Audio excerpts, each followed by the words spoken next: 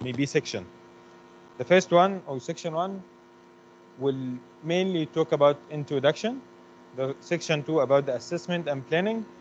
Section 3 will be the components, and the last section, which very small, the compounding one. Okay. So first, we have nutritional support. In general, what do you mean by nutritional support? This may be very general one. This method of providing nutrition. This nutrition naturally can happen, maybe the oral route, of course, can happen in some cases enteral feeding, through maybe directly delivering the food to the gastrointestinal tract. And in some cases, the gastrointestinal tract is not working even. So we give the third one would come the parental nutrition, inserting nutrition support or giving nutrition support directly into the systemic circulation itself.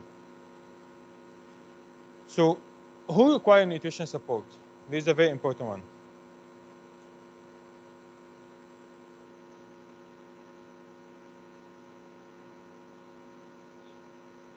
Cannot eat yet. Maybe didn't take lunch, for example. Who take nutrition support? When we decide, or based on which criteria, we can maybe identify those category. This will be requiring support. This category no need. This category something like this. So it needs clinical definition, right? So there's a clinical definition of being at risk of malnutrition, and clinical definition for having malnutrition itself. So malnutrition is a term. So the indication will be based on the risk and based on whether maybe satisfy the criteria of malnutrition or not. So in general, malnutrition or undernutrition, this will be maybe our main issue today when it comes to who require nutritional support. And this malnutrition can happen actually due to many maybe reasons or triggers in a given case. Can be just disease-related malnutrition, either maybe the acute one or the chronic one. Acute, most likely the one, for example, just admitted to the ICU units or develop just acute stress. Or chronic malnutrition, this typical case of cancer patients develop malnutrition this over maybe relatively longer period. Or can be disease-related malnutrition without inflammation in certain maybe disease or autoimmune disease. Malnutrition without any disease, of course, it is basically related to social and maybe underprivileged communities. Okay? So today when we speak about malnutrition, we speak about from the clinical point of view. So most likely will be more focused here. Okay? This one perhaps you can see in public health. So types of nutritional support. As we mentioned, beyond the oral one, we have either the EN or PN, enteral feedings or parental feedings or parental nutrition.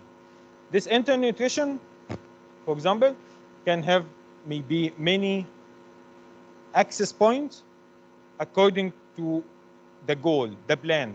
It is short-term or long-term. Short-term plan or long-term plan for offering or giving enteral nutrition.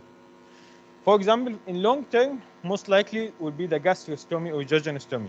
I will show you the picture, and I think you can find on the slides already shared with you. The short-term one will be the tube one, the tube-related one, either tube, the gastric, the duodenal, or the jejunal one. The parental nutrition can also have maybe two main categories when it comes to peripheral or total. Peripheral or total. The total parental nutrition means you bring all the nutritional support all in the parental nutrition itself, all the components. Peripheral means to some extent part will be via parental nutrition. Most likely not all the requirements can be given in a given case. Okay, we'll see some examples on this today, inshallah.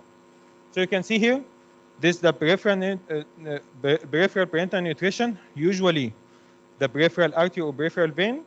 The TPN usually needs a central vein. This the tubes, different tubes you can see here, the nasoduodenal one, the nasojejunal one. You can see the long-term internutrition usually will be the gastrostomy based. And of course, all of you familiar with this one, right? Okay. So parental nutrition, this is our main interest today. So when it comes to parental nutrition, this provision of nutrients is done intravenously or in the systemic circulation. Used in patients who cannot meet their nutritional goals by oral or intraroute. This actually very specific. When we talk about cannot meet the goals, means it is not necessary cannot eat at all. They can receive internutrition, but cannot exceed, or the limit of internutrition cannot satisfy all the nutrition needs. So they still need support. So in this case, can also maybe be eligible. When the gut is not functional, for example, internutrition is based on the gastrointestinal tract is functional, is healthy to process and to make use of the food. If any case, and there are so many clinical cases, maybe after surgery, after maybe so many, maybe resection after tumors, the gut of time is not that function. So in this case, also maybe will be the parental nutrition can offer a solution. Used for long-term nutrition support in the home setting. This, of course, when it comes to long-term home-based nutrition, parental nutrition can be or can offer a solution. The principal form, as I mentioned, the PPN and TPN. So this general our understanding when to think about parental nutrition. Here comes to the specific indication. This certain clinical scenarios that very specific that parental nutrition have a clear indication. The massive bowel resection, as I mentioned, we did for the colon cancer, for example, or cancer in the GIT tract in general, we made resection that removes major part. So we cannot rely on the gastrointestinal tract to process the internutrition as usual. To think about the parental nutrition as maybe a solution. But this kind of inflammation in the gastrointestinal tract following the radiation therapy, malnourished patient undergoing high-dose chemotherapy, patient with severe necrotizing pancreatitis, in whom the internutrition is not possible, of course. Malnourished patient with autoimmune disease like AIDS, for example, that usually they have intractable diarrhea. They cannot maybe get benefit from any food in the normal pathways through the gastrointestinal tract. Severely catabolic patients whose the gut cannot be used within 5 to 7 days. For any reason, maybe surgery, resection, radiation, if the estimation that the gut will not be functional for at least 5 to 7 days, in this case, parental nutrition should be there. After major surgery in patient with intracutaneous fistulas, the opening, in patient with IBD, the Crohn's disease, ulcerative colitis, and those with hyperemesis gravidarum. This many clinical scenarios, I just pick the most common. So that's for your maybe knowledge. You can see here, brother and sister, most likely the demarcation, whether it is enteral or parenteral, if the patients have been maybe classified to need nutrition support, this one will be based here, starting from this point. Functional GIT tract, yes or no? If no, just straightforward coming to the parental nutrition and continue with the types, the short term, the long term, whether they will be fully and central vein, whether will be for short term partially through the peripheral vein. And the most important you can see here, even if in the beginning the functional GIT tract is not that maybe good and we go to parental nutrition, we cannot continue parental nutrition forever. Okay?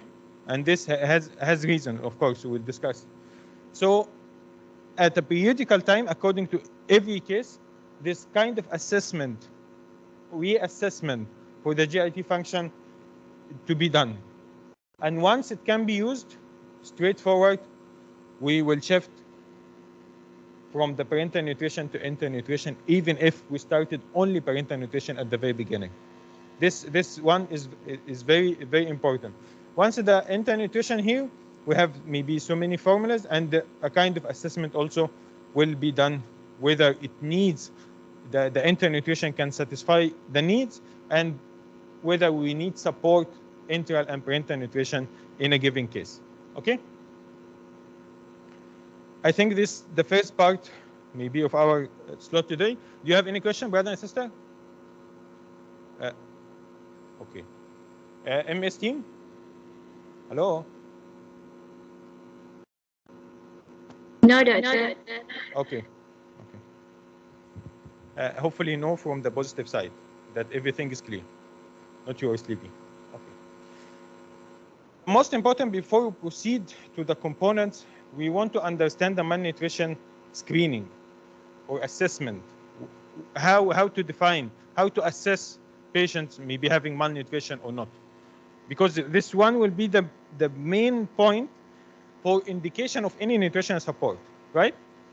So malnutrition risk scoring or risk screening, we have maybe many process or many maybe methods can be done to identify those at malnutrition.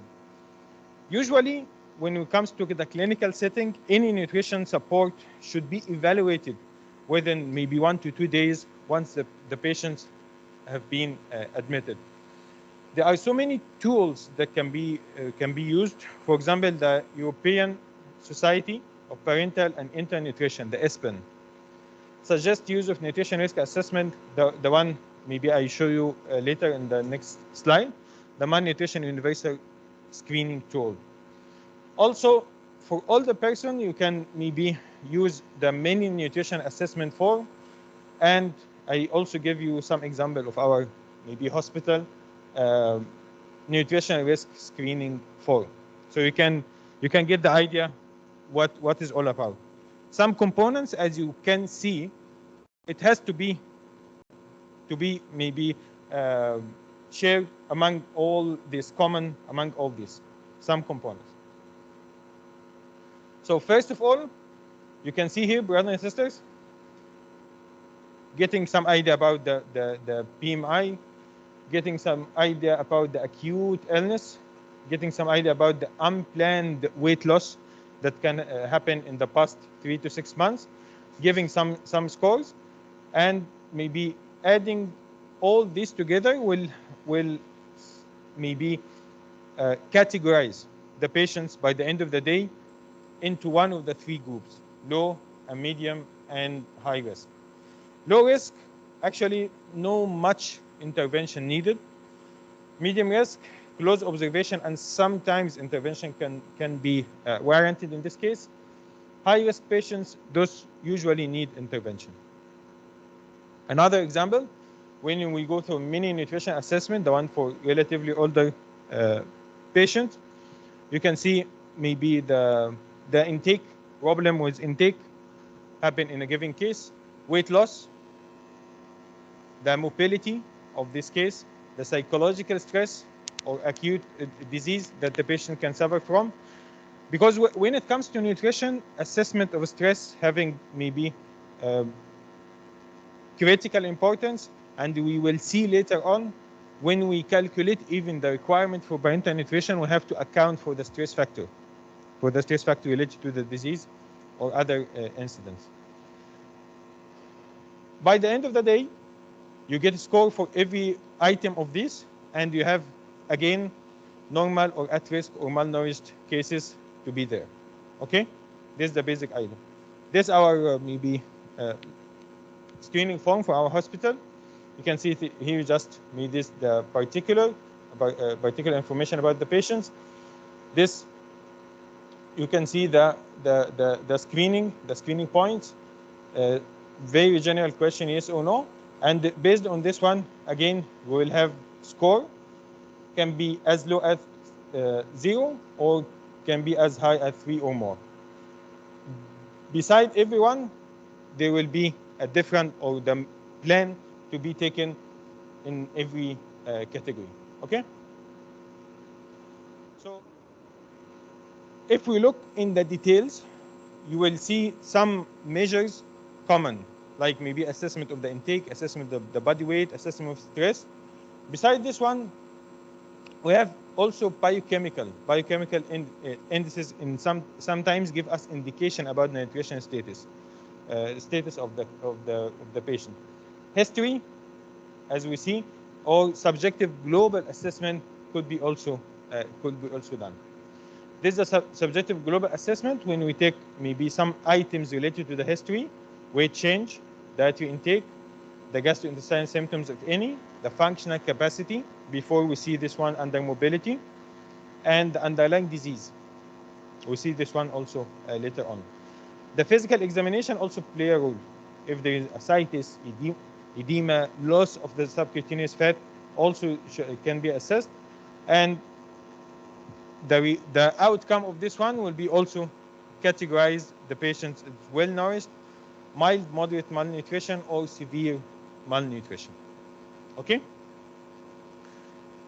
We will not go in details in the assessment because usually in the hospital, this assessment will done on admission, the nurse, so you will see the records. So you have to understand how it was done, but no much details on this. Nutritional goals. When it comes to the patient have been identified as malnourished, and now we are thinking of the intervention. So of course, the first item in any plan to identify what you are going to do, the goals of this plan. So the goal, of course, to provide the patients the adequate or the sufficient nutritional support that satisfy the need. And this one, the calculation will be based on the caloric intake, the calorie intake. Beside the calorie, also you have to account for the protein that needed for a given case. And we'll detail this one a bit later because the protein provides calorie, but we are not relying on the protein as a source of calorie because the protein has so many important other functions that we need sufficient protein for, apart from to be a calorie source. We'll detail this one later. A normal diet provides individual with mix of carbohydrate, fats, and protein. This is the macronutrient. Macronutrient, the three main components. So, if the patients cannot take normal diet, and we plan for parenteral nutrition, so we expect the parenteral nutrition to give us mainly this one, beside many other micronutrients that we'll discuss. Okay? So the main component will be the carbohydrate, the fats, and protein. Beside this one, we have some dietary component, trace elements, vitamins, electrolytes can be provided also and considered from case to case based on the scenario. So nutrition care plan, the caloric intake, the energy, when we come to caloric intake, we can energy that's required. Sufficient caloric intake or sufficient support for satisfying the need of the energy intake requirements for the given case. Besides the energy, of course, the fluid are very important. This one will be calculated, will be measured, and will be scheduled in a given case. An instruction for implementing the specified form of nutrition therapy should be there. The administration route, as we see, different maybe can tube, can be stomach, can be peripheral, can be central. When we talk about the parenteral, we think about the peripheral and central mainly. The method of nutrition access, anticipated duration of therapy should be identified at the very beginning. The parenteral nutrition support, as I mentioned, periodically to be assessed, to be converted back to enteral nutrition either totally or partially. So this one should be also identified in the beginning, and discharge plan if the patient to be continue in the parenteral nutrition at home. This the main components of any nutritional care plan. Okay? Now the second section finish. Do you have any question, brother and sister? I hear no before I complete. Do you have any question? So usually when I stop, brother he say no. Okay, MS team, do you have any question? Can we continue? Yes. Okay. Yes. Yeah, continue. Okay. Fair enough. Fair enough. We have no here, yes here. So fair enough. We can proceed. So the components of the parental nutrition, this one, actually this part is the main part of our lecture today. The components, what we give in the parental nutrition. So as we mentioned already, we have proteins. We think about the proteins as amino acid. The preparation will be the amino acid solution. The carbohydrate, the dextrose solution, and the fat as the lipid emulsion, the fat emulsion that we will see. Of course, beside this one, we have to make sure that the patient is well hydrated, so receive the fluid requirements, and the patient doesn't have any electrolyte abnormality, okay? Because many of the electrolyte abnormality will affect the fluid balance and vice versa. So this one, this component are quite related. Beside this one, as I mentioned, we have micronutrients that could be considered from case to another based on the need. Mainly will be we're having the vitamin and trace elements, and sometimes ultra trace elements as well. Okay? So which one is the macronutrient?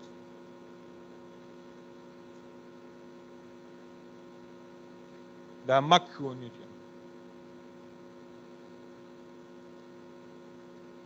Okay, this one. The micronutrient, this one. Okay? This one? In between. This is a fluid. It is not the macro and micro. Okay? So parental nutrition support, usually we have range for the requirements in a given case. This range can be used or can be determined whether the patient is stable or the patient under acute stress or the patient on critical illness, for example. So what you can see here, brother and sister, if you look for this value and this value, what you can see? Any observation?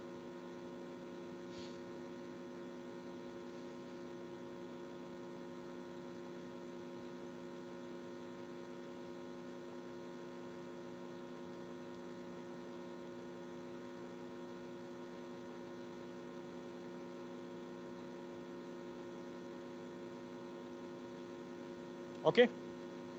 Any observation? Yes. What it is? Yes.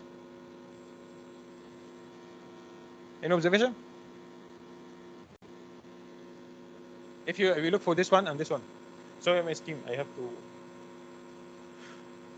to. Protein, okay. What you can notice, protein, good.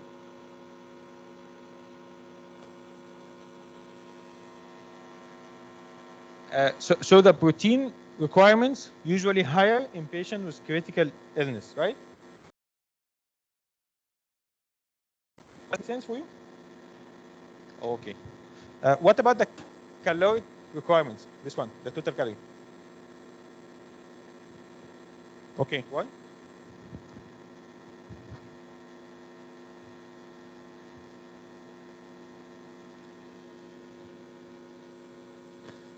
One factor, the functional capacity. This maybe this patient is almost. No. This one, the critically ICU patients, bedridden, right? The functional capacity is not there. The problem is the acute illness that affect or initiate the catabolic status, breakdown of the body proteins, right? This one, the most important in critical illness to provide support for the catabolism. So usually the protein requirements or the protein support for critical ill patients will be much higher compared to the stable patient. This is a protein requirement. And the total calories in general can be less. That's why in the very beginning, we differentiate between the protein as a main requirement for many function in the body and the caloric requirement sources like the fats and the carbohydrate as well.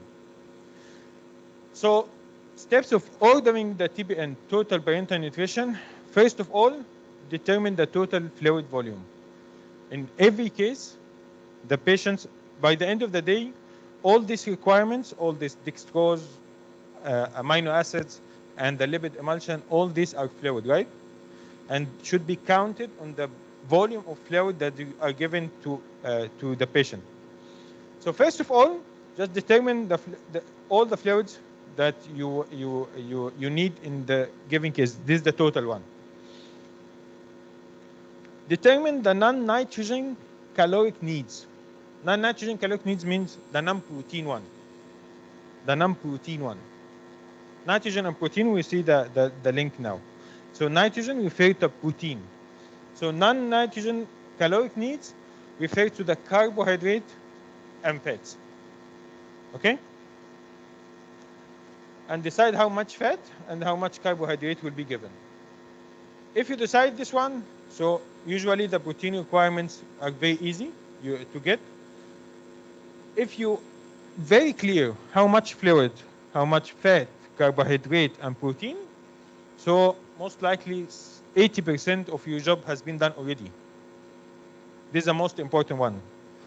The remaining will be decided. Sometimes can be ready-made preparation can be added, or sometimes some calculations in given cases to satisfy the electrolyte, trace elements, and provide additional vitamins. Okay? So the main points will be here. Okay?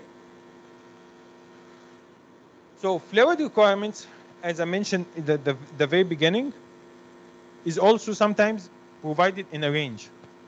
But in general, can be increased to some extent in patients with persistent fever, in patients with fistulas and in any opening that may be exudates of fluid, diarrhea, or nasogastric suction. Decreased in patients, of course, with renal failure, all of you should be available. Congestive heart failure, the patient is already edematous and congested. And cirrhotic ascites, of course, and some of the pulmonary disease. This general understanding. How to decide how much? Usually, again, all the components we speak about range. So from 2 to 3 liters is okay. If you want by body weight, also in a range of 30 to 45, also should be okay. In patients with ICU will be much lower. The pediatric patients can be different to some extent based on the year. Maintenance fluid can be estimated using several methods. As I mentioned, can be this range, or you can usually in the calculations we give you in the exam, for example, we accept the range. And sometimes if I want to avoid this one, I will give you maybe certain value to use. Okay? But usually the range is accepted in the parental nutrition in general. And in practice also, this one can be limited by the stock solution we have. You have certain stock solution, so this one will also play a role. Example, if patients, for example, 60 kg, and we use this value, so in average will be 2.1 liter is needed in this case. This is the overall fluid need in this case. We didn't calculate anything yet. We just maybe figure out how much fluid in total this plan should be delivering. Additional fluid, in some cases, due to loss. In some cases, after calculating everything, still may be a margin of fluid that need to be supplied, can be supplied for the patients if needed. After fluid, we have to maybe clarify the most critical component in the parental nutrition, the caloric one. So starting to think about how much calorie you need, or how much maybe carbohydrate and fats, this one has to be decided on how much caloric in general you need, right? So you have, first of all, to estimate how many calories we need in total, and the calories will be divided maybe carbohydrate or fats, depending on the case, in a defined percentage. The most important points to understand about calorie estimation, as we mentioned, is the basic metabolic rate. Basic metabolic rate. We have to account for the activity factor. We have to account for the injury and sometimes the stress factor. This could be considered. Basic metabolic rate means the energy requirement for patients without doing anything. Like maybe the confined on bed, no functional capacity, nothing. So this is the basic metabolic rate, or sometimes we call BEE, or basal energy expenditure. If patients under any form of the stress, any form of major injury, and if the patient is confined to bed, is not maybe that active, all this should be accounted in the final calculation how many calories we need. So, for example, this one of the basic equations can help in calculating the caloric needs. You can see here the basal energy expenditure for males and for men and women. And this one later on, you can times the activity and stress factor as given in a given case. So this one will give you the basal, the BMR. This equation will give you this one. Later, you can times the activity factor, injury factor that will be given in the case. Okay? Okay, sir? So if we want, for example, sometimes the energy requirements also can be provided straightforward as a range. So sometimes you are required to calculate, sometimes maybe if we were kind enough, so we can give you the value to use in the question, okay? As a method of the most accurate method to get the actual energy expenditure, the needs, would be, of course, the indirect calorimetry. This actually measures the metabolic rate of the case through the breathing, the respiratory, the carbon dioxide. This one is very efficient, but of course, sometimes it's not maybe visible in every setting.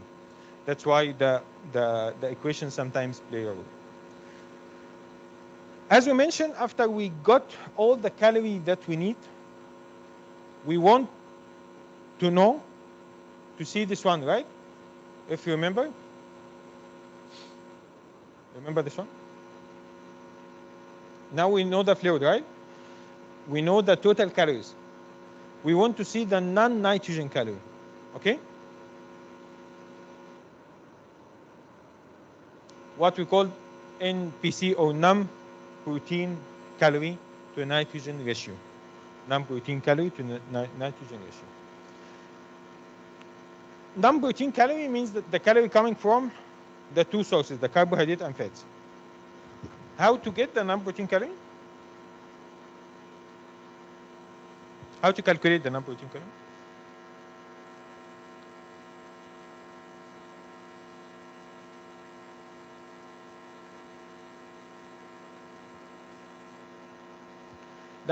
The non-protein calorie as a figure, how to get it?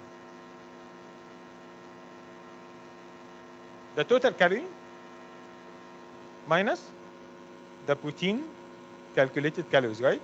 So this one will be non-protein calorie. Okay? So this value we can get if we know the total caloric requirements and we know how much protein to give. So we can calculate actually by gram. For example, 1 gram of protein provides 4 kilocalories. Okay? So in a given case, from the very beginning, either it is stable or critically ill, we get requirements. For example, this case should receive 1 gram per kg of protein, right? So we have the patient weight. So the patient, for example, 70 kg. So this one, or this case, should receive 70 gram protein, right? To get the non-protein calorie, we want to know 70 gram protein provide how much kilocalorie, right? How much? So 1 gram provide 4. So 70 times 4?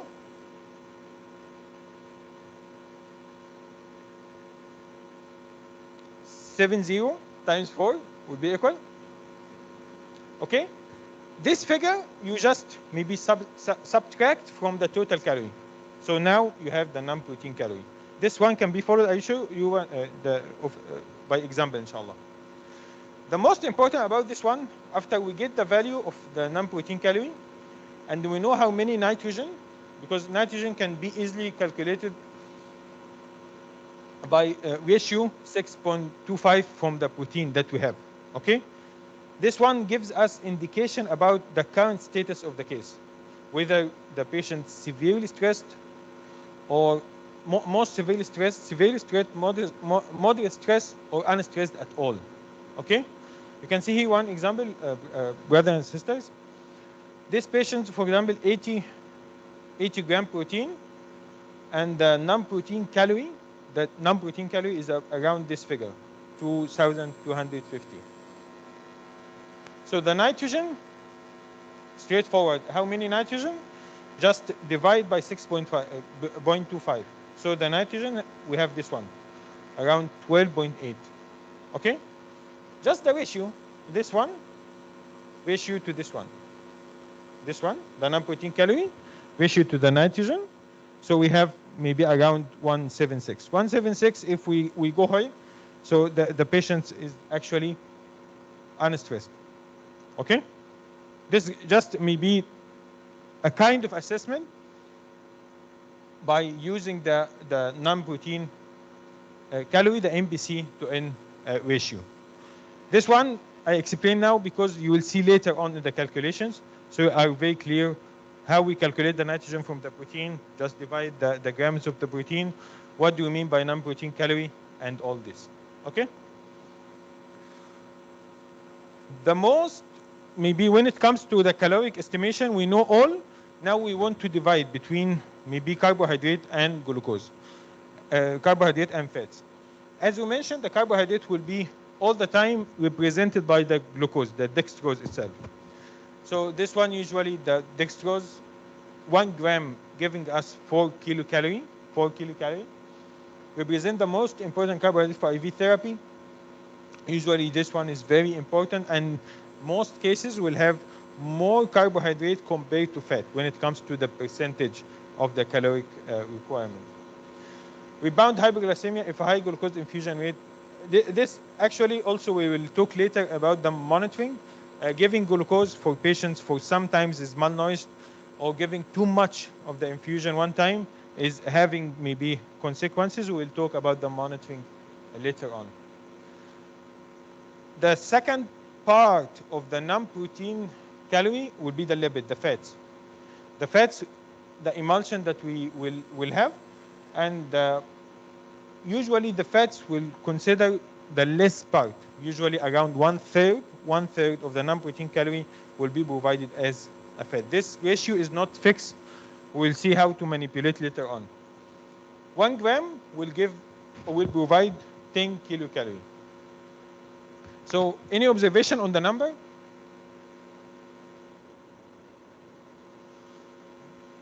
Yes, it is maybe we can say 2.5 times higher than the glucose. Means if the same volume, we can consider the lipid emulsion as 2.5 times calorie intense compared to the glucose. This one will have clinical application later on in certain patients that we need to restrict the volume of fluid. We want to provide caloric requirements that he or she needs. We want to restrict the fluid. So we want to think about the calorie intense volume. So in this case, we will try to increase the lipid content to make the preparation more caloric intense and less volume. Okay? For the provision of essential fatty acid, of course, linoleic, alpha-linoleic acid. Lipids are energy rich, and the one good point about the lipids is usually isotonic. You should be maybe very aware now. When we talk about dextrose previously, talk about physiologically hypotonic. You remember? Physiologically hypotonic because dextrose dissociates very quickly in the body. Something like this. Okay. This actually needs to satisfy the need of the essential fatty acid, of course.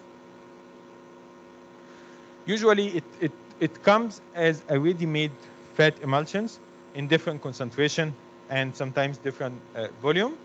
Usually you have 10% and 20%. 10% and 20% of the fat emulsion in a given case. It provides 2 gram fats per kg. One good point that may some of you ask, okay, so why we cannot give maybe all the caloric requirements as a fat or all the caloric requirements as a dextrose, for example? Why we have to use both? Why we have to play with the percentage maybe in a given case? So this what we can say that under the combined glucose and lipids, the benefit, why we need both of them. We cannot rely on only one source of the caloric supplements.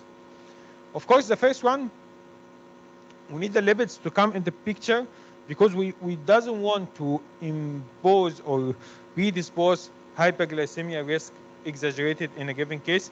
Especially the parental nutrition will be considered in cases usually they have multiple underlying condition and some of them can have already diabetes. Prevention of fatty infiltration of liver. If we give so much lipids, so the risk of the fatty infiltration of liver will be much higher. So the balance also can be useful in this sense. Reduced metabolic and respiratory stress. Very important. Facilitate fluid restriction, the point I talked about. If you want to give calorie intense with less volume, so the lipid can provide a solution for us to give more intense preparation with the same caloric needs. Maintenance of normal function of the immune system. Okay. How much from everyone? As you mentioned, usually the carbohydrate will be higher. This not a fixed percentage. We cannot say 70-30 is fixed, but we can manipulate. But usually at this range, the lipids cannot in any case exceed 50%. This is the maximum. This is the maximum of lipid that can be provided. The average around 25 to 30. This is the average. Increase usually in severe stress. The patient in severe stress, the critical ill patients, we give the fats and we keep eye on the triglyceride levels, and this one will be explained in the monitoring the next session, inshallah. The carbohydrate, the range is around 70 to 75. This is the range. Again, increasing lipid, decrease carbohydrate automatically. Okay? So the lipid 50%, for example, so the dextrose 50%, of course. Protein, one gram of protein will give us 4 kilocalorie. This one we don't rely or we don't calculate as a caloric source because it has so many other functions to be done. It has to satisfy the needs of all the essential and non-essential, the amino acid that needed. Usually the ready-made solutions will satisfy different groups and combination of amino acid that is essential for many internal process within our body. Stress situations like operations, trauma, critical illness, all this, of course, as we discussed, will rise in the protein requirement that we need. Consequences of protein depletion, that's why maybe we consider any stress patient should receive more, because usually will affect the plasma protein, will affect the muscle mass, will diminish the ability of the organ on function, especially in those affected, and of course will affect the immune response. Okay? To balance, we have maybe certain commercial available solutions getting wide range. You don't have to make separate calculations for the amino acid. This is already there in the stock solution. Okay? Aminoplasmal, aminoben, this one very common. The micronutrients, we have maybe many of the agents can play intermediary role in the metabolism or even cofactors in certain maybe process within our body. Essentially, radical scavenging system like the zinc, for example, is required by over 200 enzyme system and affect many diverse body function. So this one will be based, the requirements, the micronutrient, as I mentioned, will be based on cases. For example, in cases we'll have maybe at a baseline assessment, say maybe lack of adequate dietary intake for a while, this usually will be typically receiving this micronutrient, or cases with identified increased loss of certain maybe trace elements, or increase the requirement of some other, or in patients with some organ dysfunction that affect both. Okay? So trace elements, we talk about maybe inorganic elements that having a role maybe in different enzyme process within our body. Zinc, the copper, manganese, molybdenum, all of this could be considered. Again, will be provided as a ready-made solution and supplement just for those identified at need. This trace element requirement will vary with age, clinical metabolic status, and degree of loss, as we mentioned in the last table. This the names of the ready-made preparation that you can see in the hospital setting. Vitamins, we have the fat soluble vitamins are stored already in the body. So usually the more important the water soluble vitamins. Any deficiency will happen with this one will be revealed first. Patient in long-term parenteral nutrition, usually the vitamin D level should be assessed at least biannually, 6 months to maybe to assess the risk of osteoporosis if given. This the name of the maybe the brand, the Soluvit, the brand or the mixed vitamins that can used regularly in the parenteral nutrition.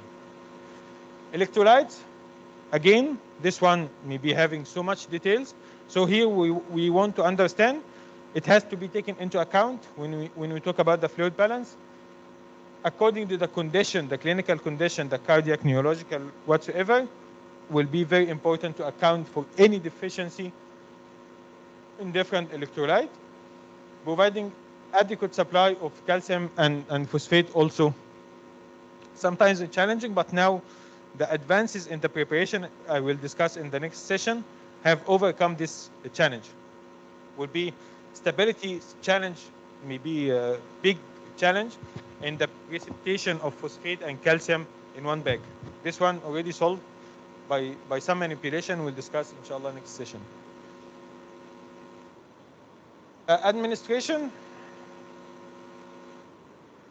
is the last part of our session today. This is the very short one. The parenteral nutrition can be administered either peripheral or central based on the duration, based on the patency of the vein condition itself, based on the volume, and of course the osmolarity as we discussed later, and the components. For example, the peripheral axis given to peripheral vein, usually short-term only, usually for small preparation, low caloric needs. The osmolarity, we'll calculate this one inshallah in the next session. The osmolarity usually will be less than 900 milliosm per liter. Of course, some sort of complication like sepsis and whatsoever can be less compared to the central axis because the short-term use only and peripheral vein. Can be suitable option for mild stress patients. On the other side, the central axis, usually this a long-term plan. Usually we have high caloric needs. Usually the patient receive all the nutrition via the parenteral route. So this the total parenteral nutrition. The catheter itself has certain maybe required manipulation, need very, very careful and special manipulation for the insertion and maybe changing later on. And usually, of course, if we have central vein, we have so much maybe the parenteral nutrition, we have this one getting access for longer period, of course, maybe more prone to complication later on. So in terms of compounding, we have the method that we put all the macronutrients together, what we call three in one. Means all the macronutrients, dextrose, lipids, and protein all together will be infused in the same line, maybe different bag, but in the same line. Okay? Or 2-in-1 solution, like maybe the dextrose or amino acids will be provided in a line, and the lipid emulsion will be in a different line, 2-in-1 solution. Most likely nowadays, this one is most common. We have separate chamber in one bag, and both connected to one line can be controlled and can be provide all the solution all together. I have one bag in my office. I will inshallah bring the next session. Inshallah. So the 3-in-1, the TPN, or 2-in-1 when the lipid will be separately provided in the big bag. This, I think, the last slide today. What is the difference in terms of advantage and disadvantage for 2-in-1 or 3-in-1?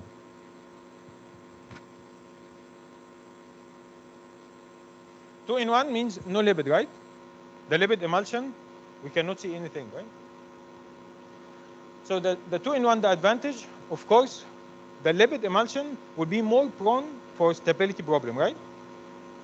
From your pharmaceutical point of view, you should be. So the lipid, of course, maybe in terms of stability, the one containing lipids will be less stable. So we can consider the 2-in-1 longer stability. The visual inspection, of course, easier. In the one containing lipid, everything is white, right? You cannot see whatever the particles here and there. So the visual inspection will be easier. The filter for the bacteria eliminating can be used. As a disadvantage, of course, this one, 2 bags and 2 line, and the nursing time will be much more to manipulate and adjust here and there. Okay? 2 sets of tubing, as I mentioned, increase bacterial growth in the lipid separately, and maybe the hanging time for every solution. This one is quite hectic. What about the 3-in-1? Very time efficient for nurses, of course. Just maybe one set will be there. Single bag with single tubing, decrease vein irritation. Decrease vein irritation because, as I mentioned, the lipid is isotonic, right? So it decreases the possibility for the solution to be irritant, inhibited the bacterial growth. Of course, as a disadvantage, shorter stability compared to this one. Complex compounding, you will see maybe different chamber and different maybe tubes should be there. Visual inspection would be difficult, of course. The emulsion instability, the filter size, it must be the 1.2, limited compatibility to medication. When it comes to the lipid end, many incompatibility issues will evolve. Okay? So you can see here, by the end of this lecture, this may be the label at the very end that we'll discuss, inshallah, in details next session. This will be the components all together. We have the dextrose, amino acid, and lipids, how many gram, and how much of the volume of each. Then the electrolytes, if needed, the milli equivalent, and how many in terms of volume. And here, the vitamin and trace elements, again, how many milli are required. Then we add on all together into the total preparation, and then we can have this total volume. According to the infusion hour, we can get the rate, how many ml per hour in a given case. Okay? I think that's all for me for this session. Do you have any question, brother and sister? No. Okay. Any question, MS team? Yes, brother. Okay. Well noted, sister.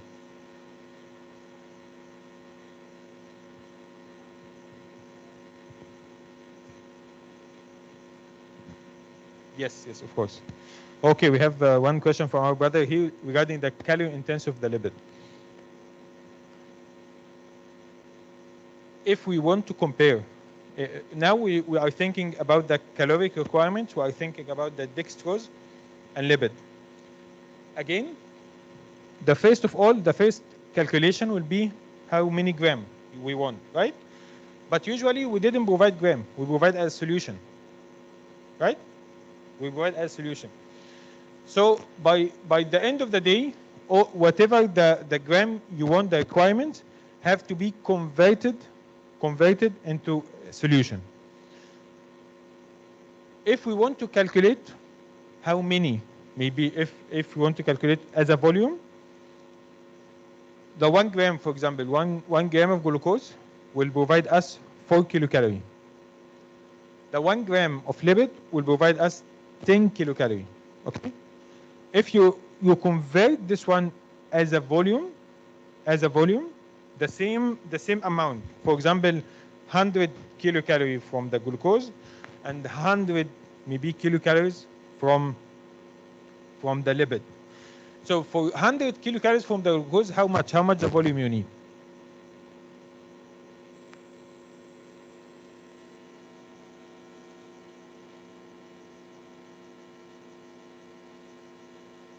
This 100 kilocalorie comes from how many grams from the carbohydrate? 25, right? And this 100 kilocalories comes from how many grams from the lipid? 10. When you get this one, the gram convert to volume later on, you will have this 25 gram from carbohydrate and 10 gram of lipid. Later on, this will be translated into the solution on the volume. You will see in the calculation, inshallah. This one usually you will need 2.5 times the volume of the carbohydrate to be translated, to be inserted, to be given to the patients compared to the lipid. For example, sometimes will be in a range, for example, 1 liter to 400. You need 1 liter of the carbohydrate versus 400 of lipid to provide the same calorie content. So the conclusion from all this, the 400 given me the same amount of calorie. So for some patients, this one will be more calorie intense. And instead, if I want to give maybe the 1000 calorie, for example, I will go for the 400 and avoid maybe and get the patient receiving the caloric requirements without so much fluid that can complicate maybe the case if needed. And that's how maybe the lipid can help and provide the same amount of calorie but less volume. That's the exact meaning of the calorie intense. Did I answer your question? Okay. The second one?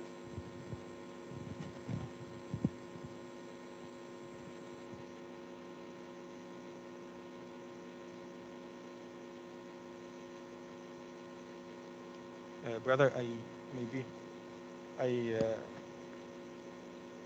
yeah, I want to give you this one. I cannot hear all.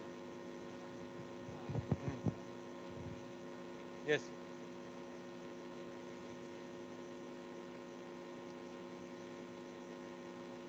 No, not cannot be inhibited. The 3-in-1 preparation, of course, the risk of the bacterial growth will not be inhibited, but the risk will be much less compared if the lipid alone. It is just maybe a matter of comparison, but it is not about risk or no risk. The risk is still there. As long as the lipid in, the risk is still there. But the lipid as a part, and usually the lipid volume will be less. So a part of the solution, the overall risk for bacterial growth will be much less compared to the bacterial growth in the lipid alone. Okay? Clear? Okay. Any other question? Okay, if no other question, we can maybe adjourn our session. بتسبيح كفاية عن صلاة العصر سبحانك اللهم وبحمدك أشهد أن لا إله إلا أنت أستغفرك وأتوب إليك بسم الله الرحمن الرحيم العصر إن الإنسان في خسر إلا الذين آمنوا وعملوا الصالحات وتواصوا بالحق وتواصوا بالصبر سبحان ربك رب العزة عما يصفون وسلام على المرسلين والحمد لله رب العالمين السلام عليكم. Thank you, Doctor.